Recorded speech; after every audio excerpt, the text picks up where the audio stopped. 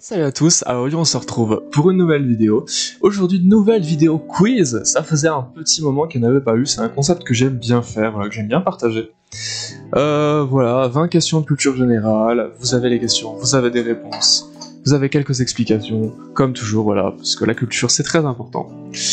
Et on va commencer sans ne plus tarder, vous allez voir, il y a juste un petit changement, j'ai changé un petit peu le fond, on va dire que ça soit un petit peu plus captivant. Et comme je dis, on va commencer sans plus tarder par la première question. Et toc, me voilà placé dans le fond, voilà, vous avez vu, c'est tout rigolo, ça bouge, machin.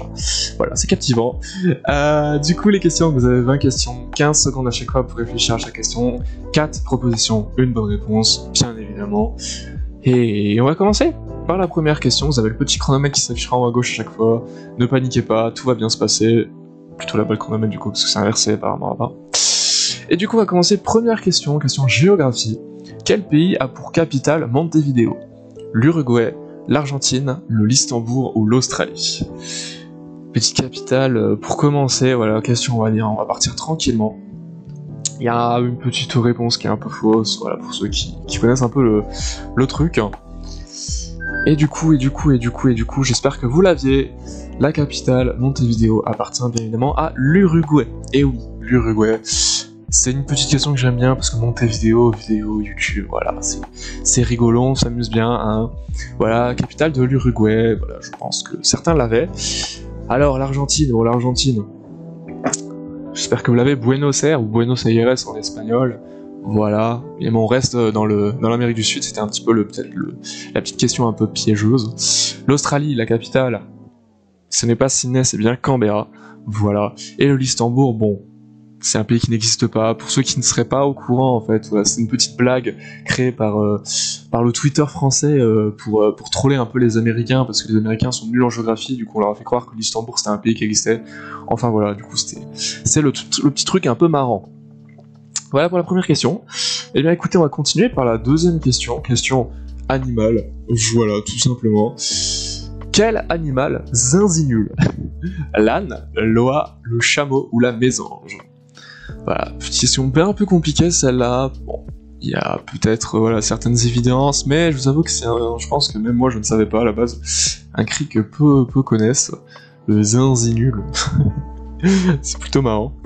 Et du coup la bonne réponse, c'est la mésange. Alors voilà, c'est un petit cri. Alors généralement les oiseaux ont des cris un peu particuliers. Pour le coup, voilà, c'est bien la mésange qui zinzinule. Oui, les oiseaux ils font cucu, forcément. Et il y a des cris un peu spéciaux pour chaque oiseau. Alors sinon, vous aviez le chameau. Le chameau, qu'est-ce qu'il fait? Le chameau, il blatère. Voilà. L'oie, elle cacarde. Ou alors elle criaille. C'est pareil, un peu particulier. Et l'âne, il braie. Voilà, pour les autres réponses. Et comme je vous ai expliqué, les oiseaux ont un peu des cris particuliers, donc là j'en ai quelques-uns sous les yeux.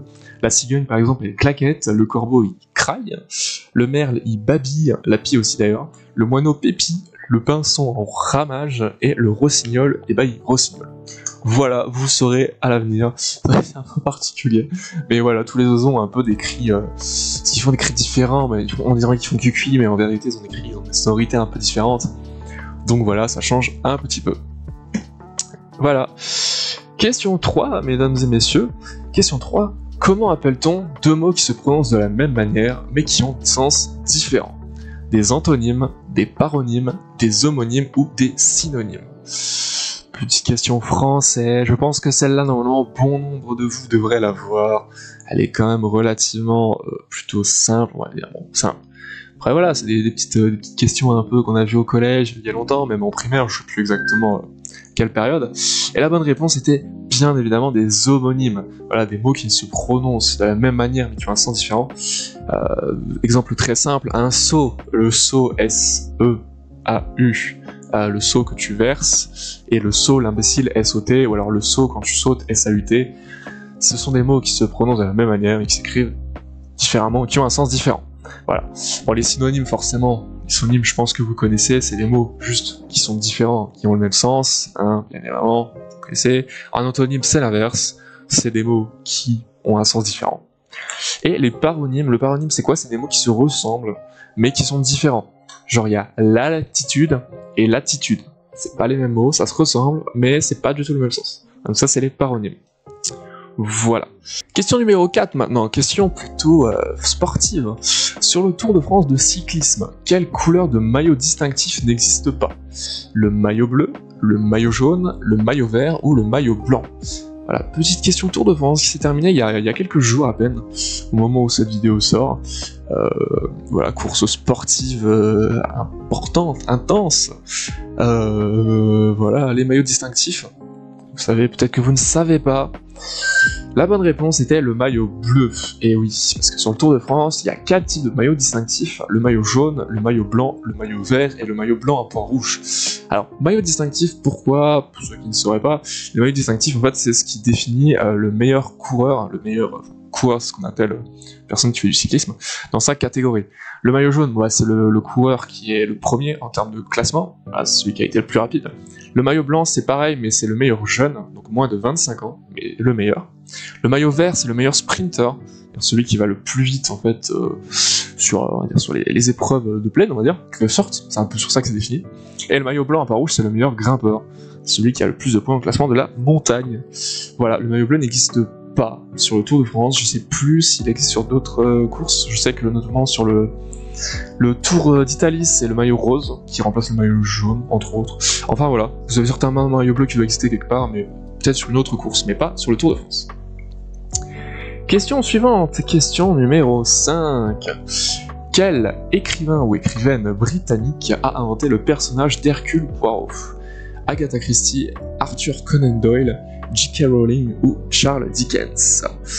Petite question littéraire cette fois, un peu culture. Hercule Poirot, voilà, peut-être que vous connaissez, peut-être pas, j'espère que oui, normalement, je pense que vous connaissez à peu près tous cette œuvre britannique. Et la bonne réponse, bien évidemment, c'était Agatha Christie, qui a inventé le personnage d'Hercule Poirot. Voilà, je vais y arriver. Voilà, bon.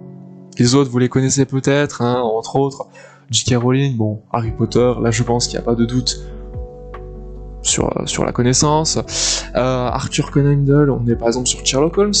Là, je pense que voilà, petite œuvre aussi un peu connue, hein, bien évidemment.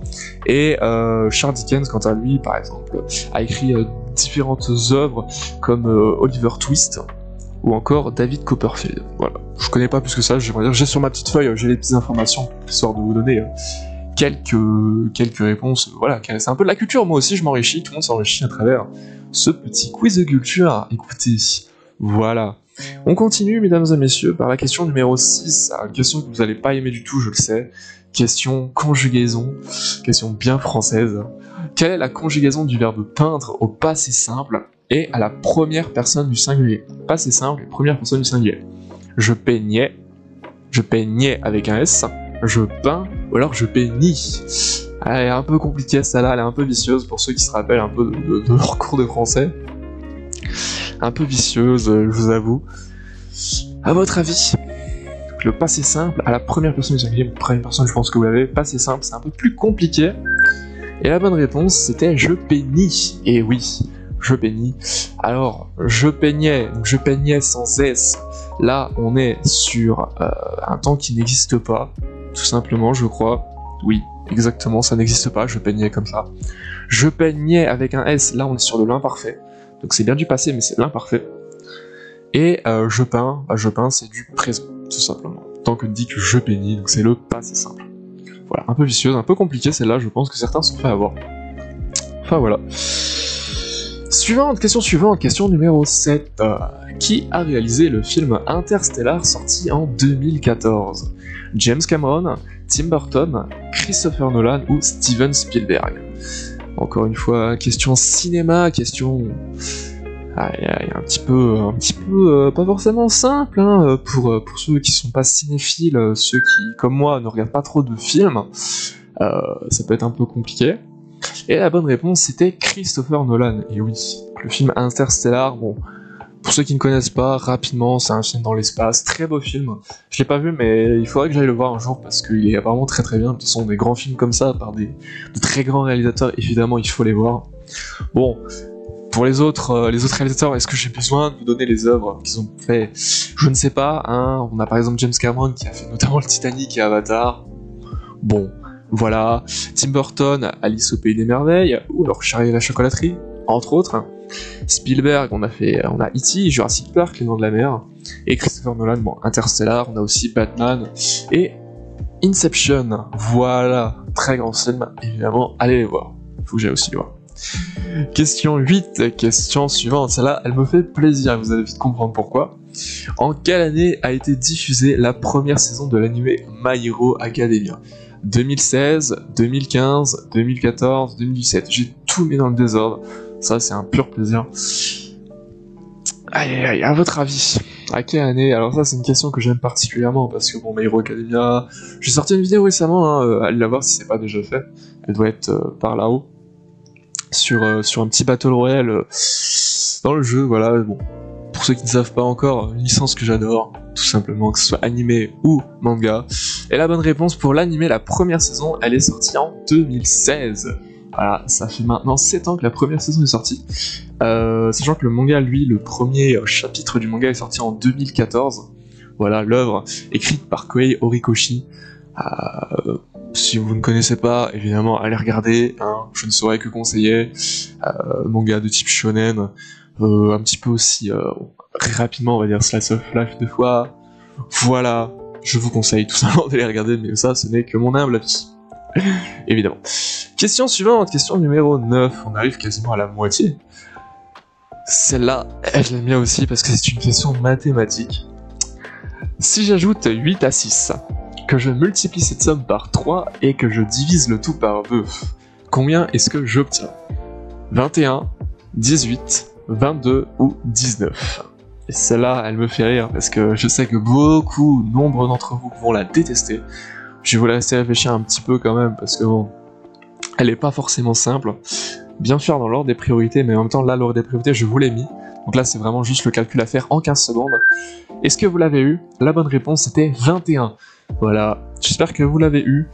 Alors mon calcul est très simple en vérité, c'est juste qu'il fallait le faire rapidement. Si j'ajoute 8 et 10, donc on a 14. 14 qu'on multiplie par 3, 14 x 3, 41. 42, pardon, qu'est-ce que je raconte? J'ai ma feuille sous les yeux, ça me perturbe. 42, et que je divise le tout par 2, 42 divisé par 2, 21. Voilà le résultat. Cette question un peu particulière, mais moi elle me fait rire. J'adore mettre des questions mathématiques un peu partout. Question 10, on arrive à la moitié, messieurs dames. Alors, question 10, comment s'appelle la plateforme qui permet de candidater aux différents masters de France depuis 2023? Ton master, mon master, notre master ou votre master? Celle-là, elle m'amuse aussi. On joue sur les mots. Bon, pour ceux qui n'ont pas forcément lien entre le master, vous savez pas forcément savoir. On va dire que ça peut être un peu vicieux, c'est un peu bon. Faut trouver par soi-même. J'aime bien cette question. Encore une fois, je fais qu'à pas mal de questions qui me plaisent, des questions amusantes un peu. Et la bonne réponse c'était mon master. Voilà, tous les autres, j'ai juste changé le pronom juste pour faire rire, hein. Tout simplement notre master, un peu la plateforme communiste. Voilà, donc ça n'existe pas. Et du coup mon master, voilà, c'est la plateforme qui, comme la question le dit, qui permet de candidater au master pour les étudiants qui viennent de licence ou d'autres, tout simplement depuis 2023. Avant c'était Trouve mon master, je crois, un truc comme ça. Ah, voilà. Et tout simplement, voilà, il n'y a rien d'autre à dire. Question numéro 11. Question astronomie, un petit peu. Question, quelle lune est un satellite de Saturne? Ce sont bien satellites de Saturne. Titan, Triton, Europe ou Callisto? Donc là, c'est un peu compliqué parce qu'on a que des satellites. Mais seulement un seul est le satellite de Saturne. Lequel selon vous? Je vous laisse me dire. Vous avez encore 5 secondes. Question intéressante, hein, voilà. On s'intéresse aussi à l'astronomie des autres planètes. Et la bonne réponse était bien évidemment Titan. Je dis bien évidemment, c'était pas suivi donc ça. Voilà, Titan qui est le seul satellite de Saturne. Parce qu'à côté de ça, on a Triton qui est lui le satellite de Neptune. Et Europe et Callisto qui sont quant à eux des satellites de Jupiter. Voilà, alors pour vous donner un petit ordre d'idée, les satellites, bon vous en connaissez un, évidemment la Lune, hein, le satellite de la Terre, le satellite naturel, en tout cas de la Terre. Des satellites naturels, il y en a un peu partout, sur toutes les planètes, hein, et notamment voilà Saturne, donc j'ai dit forcément vous avez compris, il y a Titan, mais il y en a aussi 81 autres, il y a 82 satellites au total autour de Saturne, ça fait beaucoup, hein, on dirait pas comme ça. Jupiter en a à peu près 79 et Neptune 14. Voilà, donc évidemment plus la planète est grosse, plus forcément elle a de chance d'avoir de satellites. Évidemment. Question suivante. Comment s'appellent les habitants de la ville de Pau? Les Paux, les Palions, les Paliens ou les Palois? Alors celle-là c'est pareil, je me suis un peu amusé avec les noms. Pas forcément simple, il faut le savoir. Encore une fois, une petite question un peu géographique. La ville de Pau, située dans le 64, les Pyrénées-Atlantiques, hein, le sud-ouest de la France. Et la bonne réponse, c'était les Palois. Et oui, les habitants de Pau, c'est les Palois, c'est pas les Paux, les Palions ou les Paliens, c'est bien les Palois. Alors, j'ai pas exactement l'origine, je saurais pas vous dire exactement la provenance, pourquoi c'est comme ça. Voilà, peut-être qu'il y a des Palois dans les commentaires qui vont m'expliquer, je ne sais pas, je ne pense pas, mais bon. En tout cas, voilà pour cette question. Question numéro 13. Que collectionne un conchyophile? Ouais, conchyophile, je vous avoue, je sais même pas moi-même. Des concombres, des coquillages, des compagnons ou alors des cornichons. Ouais, celle-là, elle est loin d'être simple, je pense, parce que là, il faut vraiment avoir fait latin pour trouver la racine, et je pense que très peu d'entre vous l'ont fait. Donc, question loin d'être simple. Peut-être là, faut faire un petit peu au hasard. Et la bonne réponse, c'était des coquillages. Et oui, les conques, voilà, tout simplement, c'est à peu près là que ça vient. En fait, ça vient précisément du latin conchiolum, un coquillage, et philos, du coup, philos, c'est le verbe aimer. Là, vous le trouvez partout, hein, tout ce qui finit par fil, évidemment. Donc là, coquillage, tout simplement. Les autres, voilà, je trouvais concombre, compagnon, cornichon, il n'y a pas du tout de collection, hein. C'est vraiment des noms au hasard que j'ai trouvé qui commencent par co pour vous induire en erreur. Voilà, là, cette question-là, elle était... Je pense qu'il n'y a pas besoin forcément de retenir, je suis pas sûr que ça vous aide un jour dans la vie. Question 14. Au jeu de la belote, quelle est la carte la plus forte en atout? J'ai bien dit en atout, c'est très important. Le valet, le 9, le roi ou l'as?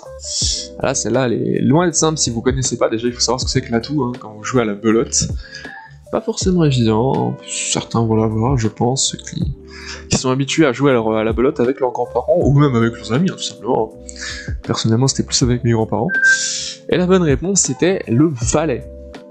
Alors, pour la petite explication, je vais pas vous expliquer de A à Z ce que c'est que la belote, hein, si ça vous intéresse, évidemment, allez regarder. Forcément, c'est un jeu de cartes, hein, pour ceux qui n'auraient pas compris. La belote, voilà, c'est un jeu où généralement on joue à 4, voire à 2 personnes, évidemment. Il y a l'atout et le pas atout, tout simplement, c'est pour ça que c'était un peu piégeux, hein. Il y a bien la carte la plus forte en atout, parce que sans atout, la carte la plus forte, c'est l'as, tout simplement, suivi du 10, suivi du roi. Et en atout, donc là c'est la carte, donc évidemment les atouts on a différents, il y a le carreau, pique, cœur et... carreau, pique, cœur et trèfle, pardon, excusez-moi, oui. La carte la plus forte en atout, c'est la carte qui est désignée au début. Et en l'occurrence, c'est le valet, parce que le valet il vaut 20, le 9 d'ailleurs vaut 14, et le roi vaut 4, et l'as vaut 11. Voilà. Question 15. Question 15, on arrive vers la fin, messieurs, dames. Quelle question n'a pas été interprétée par l'artiste The Weeknd? Can't Stop the Feeling, Starboy, Blinding Lights ou I Feel It Coming? Ah là là, encore une question, j'ai mis que des questions à peu près, j'en ai mis beaucoup qui me plaisent. The Weeknd, bon, encore une fois, est-ce que j'ai besoin de dire que c'est un artiste incroyable, qui est d'ailleurs en concert actuellement en France? Je ne peux pas voir, je suis bien dégoûté d'ailleurs. Qui a fait de très grands tubes, je pense que vous les connaissez à peu près tous, mais il n'y en a qu'un seul qui ne l'a pas interprété, et c'était bien Can't Stop the Feeling. Voilà, Can't Stop the Feeling qui lui a été interprété par Justin Timberlake, si je dis pas de bêtises, que vous retrouvez notamment dans le film Les Trolls, ceux qui seraient un petit peu au courant. Voilà, tous les autres tubes évidemment qui ont été interprétés par cet artiste merveilleux canadien, The Weeknd, voilà, que j'apprécie beaucoup bien évidemment. Bon, est-ce que j'ai besoin d'expliquer? Voilà, Blinding Light forcément c'est d'ailleurs le single le plus écouté sur Spotify, voilà, avec plus de 3 milliards d'écoutes je crois, si je dis pas de bêtises. Autant vous dire l'importance de tout ça. Question 16. Question 16. Quel journal a publié le texte J'accuse d'Émile Zola? Le Progrès, l'Humanité, le Gaulois ou l'Aurore? Voilà, c'est pas forcément simple, hein, je le conçois. Le texte J'accuse, je pense que vous en avez déjà entendu parler au cours de votre scolarité. Hein. C'est un truc qu'on voit un petit peu plutôt en histoire, un truc qui date un peu, évidemment. Et voilà, la bonne réponse c'était l'aurore. Alors je vous avoue que c'était pas simple du tout. Alors rapidement, pour vous expliquer qu'est-ce que c'est que J'accuse, le texte, du coup c'est une lettre écrite par Émile Zola, donc ça c'est une lettre ouverte en fait, qui a été écrite à l'intention du président français de l'époque, je sais plus c'est quoi son nom, enfin bref ça date quand même d'il y a un moment. Et en fait c'est une lettre donc par rapport à l'affaire Dreyfus. Alors l'affaire Dreyfus, qu'est-ce que c'est? Alors en fait Alfred Dreyfus c'était un soldat qui a été soupçonné d'espionnage par la France tout simplement, voilà, alors que c'était un soldat, il avait rien demandé en fait tout simplement, et il a été condamné. Ce qui est con parce que c'était pas lui, et le vrai coupable quant à lui n'a même pas été condamné. Alors qu'en fait il a été retrouvé peu de temps après, c'est-à-dire voilà, au début on pensait que c'était Alfred Dreyfus le coupable, au final c'était une autre personne qui n'a même pas été condamnée, et c'est pour ça que Émile Zola écrit donc une lettre à l'intention du président français pour accuser tout simplement l'État de ne pas faire ce qu'il faut, tout simplement, de condamner quelqu'un qui n'a rien fait, et ne pas condamner la vraie personne. Enfin voilà, si vous voulez évidemment plus de renseignements, je vous invite à renseigner. C'est tout. Voilà. Question 17, question suivante. Dans quel département se trouve le mont Saint-Michel? L'Île-et-Vilaine, la Mayenne, la Manche ou les Côtes-d'Armor? Alors celle-là elle me plaît comme question puisque c'est une question qui fait débat, on va dire, entre deux peuples français qui aiment bien se taper dessus. J'aime bien voir tout ça aussi, ça me fait beaucoup plaisir de voir ce genre de truc. Et la bonne réponse, c'était bien évidemment, je dis bien évidemment, comme si c'était évident, la Manche, voilà, le Mont Saint-Michel qui se trouve en Bretagne, clin d'œil, c'est évidemment le bon Mont Saint-Michel, je vais y arriver, se trouve en Normandie, évidemment ce dont je parlais, c'est que ça fait débat, voilà, entre la Bretagne, la Normandie, c'est un petit truc, voilà, bien marrant, regardez de l'extérieur, la Manche, département numéro 50, voilà, que dire de plus, évidemment, le Mont Saint-Michel, allez visiter, c'est très beau, je vous conseille. Question suivante, question 18. Quelle est la traduction française de l'expression latine cogito ergo sum? Je pense donc je suis, être c'est faire, être ou ne pas être, ou l'existence précède l'essence. Alors celle-là c'est pareil, c'est la deuxième question, j'ai oublié mais je n'ai pas fait gaffe, c'est la deuxième question un peu latine que je vous présente là-dessus. Donc bon, c'est plutôt particulier. Peut-être vous savez, peut-être que vous ne le savez pas. En tout cas, après cette réponse, vous le saurez, bien évidemment. Car la bonne réponse était « Je pense donc je suis ». Une phrase voilà, philosophique qui a été dite par René Descartes, philosophe français. Peut-être que vous le saviez, peut-être que vous ne le saviez pas. Voilà, en tout cas les autres phrases, on avait « être ou ne pas être ». Alors là, bon, c'est Shakespeare, hein. To be or not to be, il n'y a pas vraiment de latin par rapport à ça. Ensuite, on a l'existence précède l'essence. Ça, c'est tout autre. Voilà, ça a été écrit par Jean-Paul Sartre, si je dis pas de bêtises. Voilà. Et être c'est faire, là on est sur de to be is to do. C'est Socrate, pour le coup. Donc en vrai, il y avait vraiment qu'une citation qui était vraiment liée au latin, c'était je pense donc je suis, citation de Descartes. Sinon, il y a aussi doobie-doobie-doo, mais ça c'est plutôt Scooby-Doo et ça n'a rien à voir. Allez, avant-dernière question. Lequel de ces dinosaures n'est pas un vrai dinosaure? Enfin, lequel de ces noms, du coup, n'est pas un dinosaure? Spinosaure, Baryonyx, Rexilius ou Ankylosaure? C'est pas simple, parce qu'il y a un piège. Il y en a, ils l'ont directement trouvé. Parce que voilà, c'est rigolo en vérité. Il y en a un, c'est un piège, bien évidemment. C'est un intrus, et certains l'auront, certains ne l'auront pas, parce qu'ils ne sauront pas. C'est normal. La bonne réponse, c'était Rexilius. Et pourquoi me direz-vous? Parce que Rexilius c'est un Pokémon, tout simplement. Certes, c'est un dinosaure, mais c'est pas un vrai dinosaure puisque c'est un Pokémon. Voilà, le Spinosaure, l'Ankylosaure et le Baryonyx sont quant à eux des vrais dinosaures. Voilà, tout simplement, rien de rien. Et enfin, dernière question, question numéro 20. Vous l'attendiez. Quel arbre est connu pour être le plus grand du monde? Le pin, le séquoia, le chêne ou le hêtre? C'est bien le hêtre et pas l'être, hein, c'est pas une faute, ne vous inquiétez pas, c'est bien parce que le H se prononce. arbre le plus grand du monde. On est sur environ 80 mètres de hauteur moyenne. Autant vous dire que c'est quand même très imposant et je pense que vous en avez déjà vu. La bonne réponse était le séquoia. Et voilà, comme je dis, environ 81 mètres de hauteur moyenne pour un séquoia, donc vraiment, tu dois bien lever les yeux pour le voir. Voilà, le pin, le chêne et le hêtre, c'est des arbres qui sont un petit peu plus petits. Voilà. Sachant que pour votre connaissance, l'arbre le plus grand du monde, donc le séquoia à feuilles d'if, fait 116 mètres. 116 mètres. Alors, pour vous donner un petit ordre de grandeur, vous voyez un vrai terrain de football dans sa longueur, et bah c'est ça, mais du coup en hauteur. Voilà. Est-ce que c'est bon pour vous? Voilà, c'était tout bon pour ce quiz, j'espère que ça vous aura plu. En tout cas, n'hésitez pas à me donner votre nombre de bonnes réponses en commentaire pour savoir un petit peu ce que ça a donné, hein, ou même comme vous voulez, un message privé. Je suis décidé si vous n'avez pas envie de le dire. En tout cas, j'espère que voilà, ça vous aura plu ce petit quiz. Moi j'aime toujours, voilà, c'est ludique, en même temps on s'amuse un petit peu, on apprend 2-3 trucs. C'est toujours sympa. En attendant, n'hésitez pas à liker, commenter, partager et vous abonner si ce n'est pas déjà fait. Et moi, je vous dis à bientôt, on se retrouve pour une prochaine vidéo.